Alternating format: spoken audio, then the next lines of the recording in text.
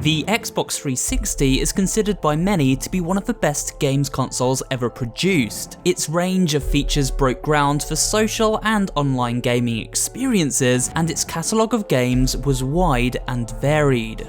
It was host to a great number of horror games, including some of the all-time greats such as BioShock, Dead Space, and Left 4 Dead.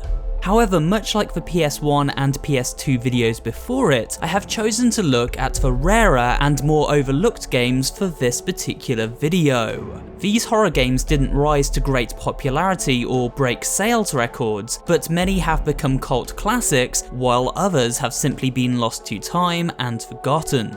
So join me as we rewind to the Xbox 360 era and take a look at 12 more horror games that time forgot.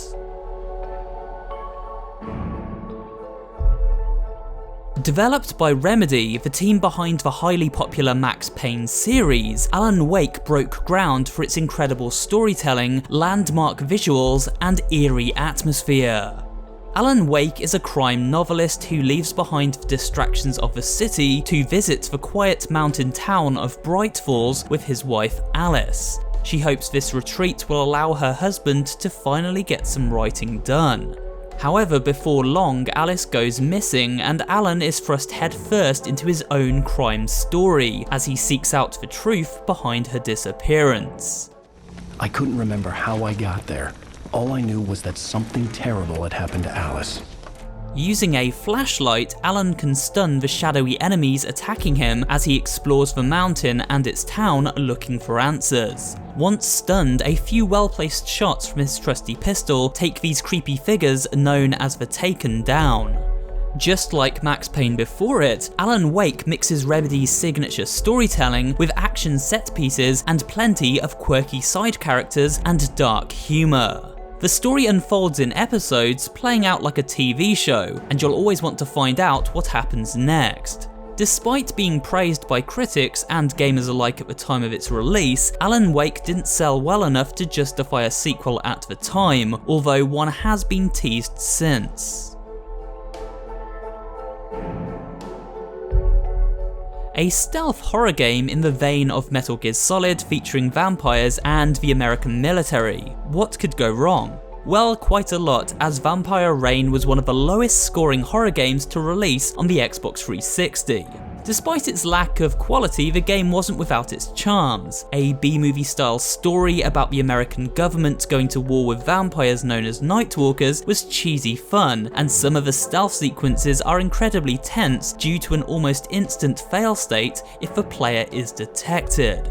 There were even some flashy action sequences where we could go in guns blazing against the blood-sucking freaks patrolling the city streets. Vampire Reign even featured a multiplayer mode offering both deathmatch and capture the flag. Suffice to say, the servers weren't exactly active. Based on the work of famed horror author Clive Barker, Jericho saw a Special Forces team by the same name descend into a hellish madness where they encountered waves of terrifying looking enemies, all featuring that signature Barker design. The game is played from a first-person perspective and consists of fighting off waves of nightmarish creatures in a bid to stop a rogue team member called Leech from opening a hellgate and releasing the ancient evil within upon humanity. However, while the story is a little generic, there are several twists which make Clive Barker's Jericho stand out from the pack. Firstly, the player is able to switch between squad members on the fly, offering up some tactical gameplay opportunities. Each teammate has a bespoke weapon loadout, featuring primary and secondary attack options. Secondly, the Jericho team has more than just guns at their disposal. They are also able to harness supernatural abilities, magic attacks if you will, to fend off the oncoming hellspawn. All of this made for an original and often terrifying game experience. The Saw movies were incredibly popular during the Xbox 360 era, and so naturally a video game was made to cash in on their success. Well, two actually. These games have been long forgotten by most, and this is mostly because they were pretty forgettable in the first place. However, they did have several redeeming qualities, playing out like elaborate escape rooms as we attempt to escape serial killer Jigsaw's nerve-shredding death traps using clues found around the environment, sometimes even digging around in human entrails in the process. The concept was certainly novel, and it's surprising more games haven't attempted this style of gameplay since. There are jump scares aplenty, and the atmosphere can be pretty creepy at times. Certainly Saw is worth checking out if you are a fan of the movies, and remains one of the more unique games on this rundown. Hello, Detective Tapp. I want to play a game. Your obsession.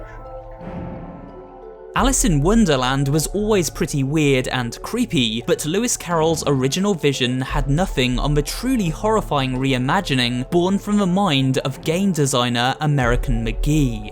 Madness Returns is the sequel to McGee's original game, where we find Alice trapped inside an orphanage after suffering trauma caused by the death of her family. To learn the truth about her mysterious past, she leaves behind the murky London streets and enters the world of Wonderland, where horrors abound. In this corrupted version of Wonderland, Alice can run, jump, and shrink in size to navigate the twisted world around her, using a variety of weapons from kitchen knives to pepper grinder guns to defeat the horrifying foes she encounters during her journey. During her adventure, Alice encounters familiar faces such as the Duchess, Mad Hatter, and Cheshire Cat, all featuring a rather unsettling makeover. Appearances, as you know better than most, can be deceiving, Alice. Much has changed since your last visit. F.E.A.R was fairly popular when it launched on Xbox 360 back in 2006, spawning several expansions and 2 sequels. It mixed adrenaline-pumping bullet-time action with a creepy supernatural story full of jump scares and horrific sights and sounds. We play as Point Man, a super soldier tasked with apprehending a rogue agent called Paxton Fettel, who uses his psychic ability to take control of an army of clone soldiers, seemingly at the command of a ghostly child called Alma. However, the more we discover about Alma, the more her quest for vengeance against TechCorp Armorcam makes sense. F.E.A.R has a strong story full of disturbing twists and turns, as well as fantastic enemy AI which often outsmarts us during play, flanking and retreating as the situation requires. There are plenty of weapons to combat these soldiers and supernatural entities at our disposal, and the slow-mo superpower successfully channels those Matrix vibes many games at the time attempted to recreate.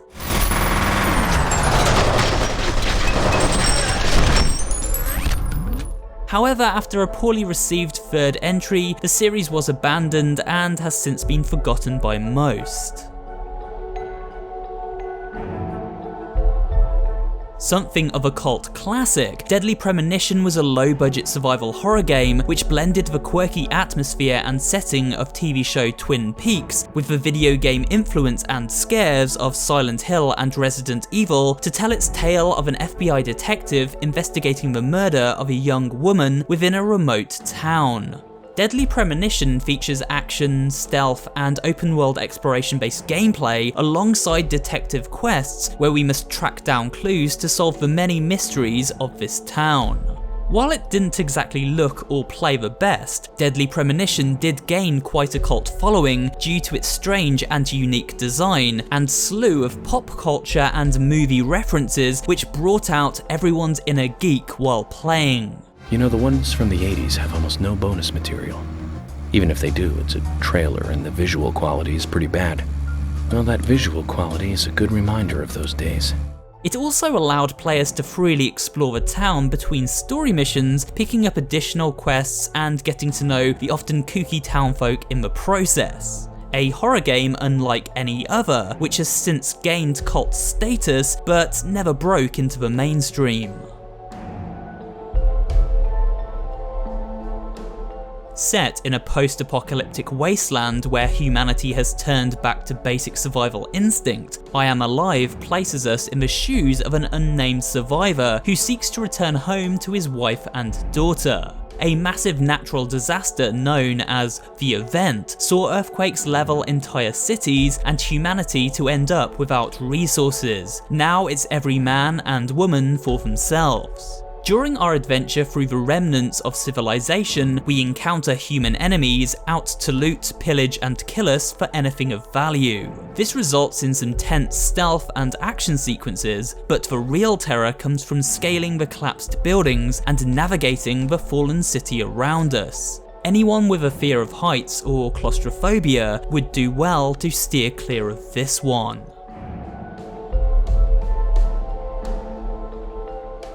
Designed for the Xbox 360's motion sensor add-on Kinect, Rise of Nightmares was always destined for a limited audience and appeal. The player takes control of several different characters, using hand gestures via the Kinect camera to interact with the environment around them and fight off a number of monstrous enemies. There aren't many games out there quite like Rise of Nightmares, and that's either a good or bad thing depending on who you ask. The Alone in the Dark series was once very popular and successful, especially in the late 1990s. However, by the time the Xbox 360 launched in 2005, this popularity had dwindled, and so despite being a pretty decent survival horror game, this entry didn't make much of a splash. In Alone in the Dark, we step into the shoes of paranormal investigator Edward Carnby as we drive around a semi-open world town ravaged by demonic entities and raging fires. Fire plays heavily into gameplay and must be extinguished before it takes hold of the various environments we traverse. Another interesting concept this fifth Alone in the Dark game explored was to allow players to skip ahead to various points in the story as if selecting episodes of a television show. A recap of a previous episode then appeared at the start of the next.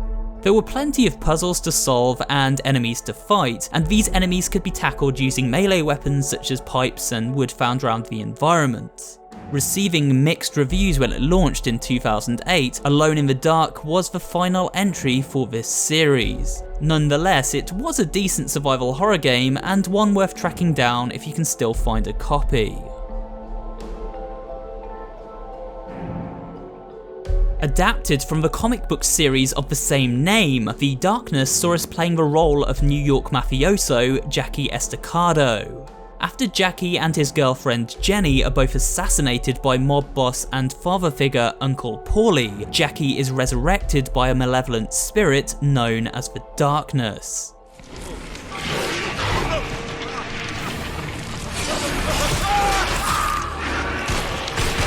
This darkness grows inside Jackie, feeding off his pain and suffering as it manipulates him into taking revenge against the mob family who wronged him.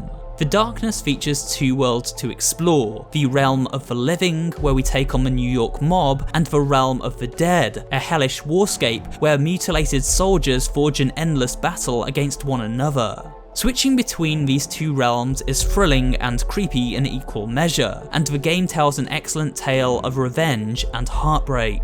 We are given many different firearms to fight with in addition to supernatural powers supplied by the Darkness controlling Jackie. These include opening up a black hole which consumes any nearby enemies, to summoning hellish minions to attack, and even using the Darkness itself to rip out the still beating hearts from our foes.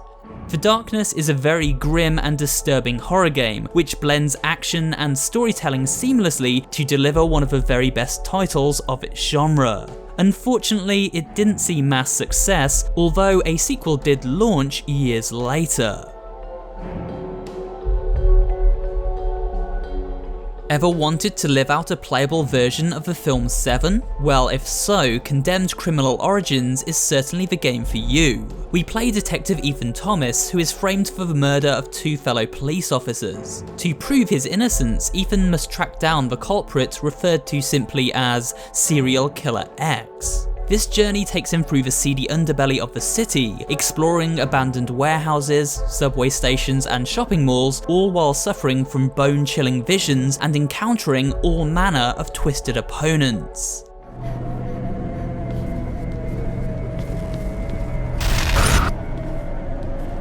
gameplay allows for actual crime scene investigation, using Ethan's various analysis tools. These sequences are fun and often incredibly creepy as we make some disturbing discoveries.